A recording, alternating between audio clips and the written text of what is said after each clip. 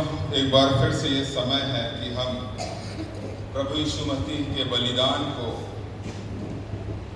उसके मर्म को न केवल स्मरण करें, उसको महसूस करने का प्रयास करें।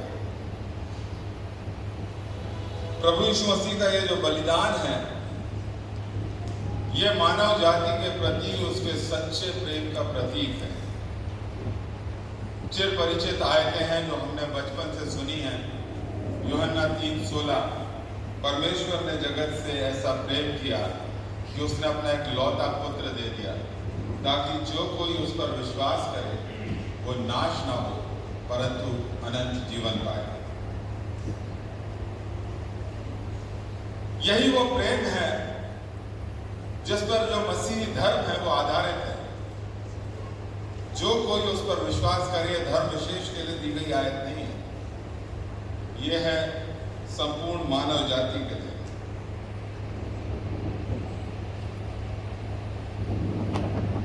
जब परमेश्वर ने देखा कि जो संसार है वो पाप में डूब रहा है, मानवता पाप में डूब रही है, मनुष्य पाप कर रहा है, क्योंकि वो हमसे प्रेम करता था। मानव जाति उसकी बनाई हुई सर्वश्रेष्ठ रचना थी, सर्वश्रेष्ठ कृति थी। इसीलिए उसको बचाने के लिए उसने भी अपना फिर से सर्वश्रेष्ठ दिया, उसने अपना एक लौता पुत्र दे दिया, ताकि वो मेरे और आपके पापों को अपने ऊपर ले ले और हमें पाप रहित कर दे और हमें उस योग्य बना दे कि हम एक बार फिर से अनंत जीवन में प्रवेश करने के योग्य पाए जाए। परमेश्वर के इस प्रेम को जो नाम दिया गया है, वो नाम हमने अक्सर आराधनाओं में सुना है, अगापे प्रेम। अगापे प्रेम, जो अगापे प्रेम है, यह एक यूनानी शब्द है और इसका जो अर्थ है वो ये है, ये निस्वार्थ है, बिना शर्त के है और बलिदान पूर्वक किया जाने वाला प्रेम। निस्वार्थ प्रेम, बिना किसी शर्त के किए जाने वाला प्रेम और बलिदान पूर्वक, सैक्रिफिशियली किए जाने वाला प्रेम।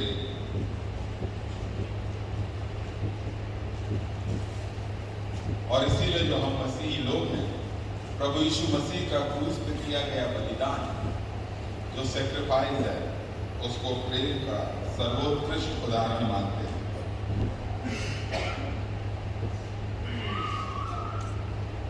प्रभु यीशु मसीह क्रूस पर से कही गई अंतिम वाणी में, अंतिम समय में जो पहली वाणी है, उसमें भी कहते हैं, हे पिता इन्हें क्षमा कर। वो हमें क्षमा करना चाहता है। वो चाहता है कि हम में से कोई नाश ना हो। हम में से प्रत्येक जो इस स्थान के अंदर बैठा है या इस स्थान से बाहर है, वो उसको अनंत जीवन में ले जाना चाहता है, वो हमें स्वर्ग में ले जाना चाहता है। और वो जो निष्कलंक है, वो इसके लिए बलिदान हो जाता है। पर मेरे प्रियो, कहानी यहाँ पर समाप्त नहीं हो जाती। जब प्रभु यीशु मसीह क्रूस पर अपना बलिदान दे देता है, समाप्त हो जाता है, हमें अनंत जीवन का रास्ता दे देता है, कहानी यहाँ पर समाप्त नहीं हो जाती। इस कहानी को बहुत गंभीरता से लेने की आवश्यकता है। लिखा है, क्रूस की कथा नाश होने वालों के निकट मूलता है। ये जो जमाना है, जिस बात को हम समझते हैं, वो सीक्वल का जमाना है। प्रभु यीशु मसीह का आगमन हुआ, उसने मेरे और आपके पापों को सलीब पर लिया, मुझे और आपको अनंत जीवन का रास्ता बना करके दे दिया और इस संसार से वो चला गया।